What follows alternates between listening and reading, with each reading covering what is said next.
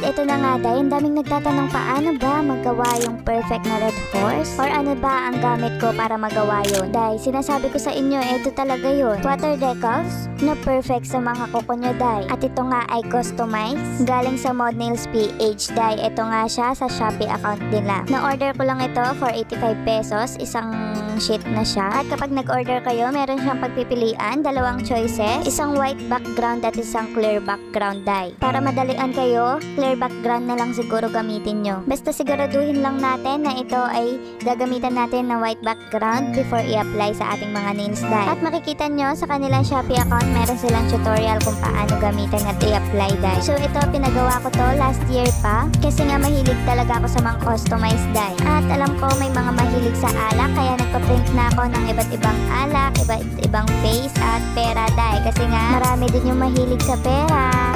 Aminin, Dada. Kaya buti na lang bago mag-trending yung Bare Nails, meron na tayo nito, day. Ayan, at meron pa nga akong red label, diba? At black label pa nga, day.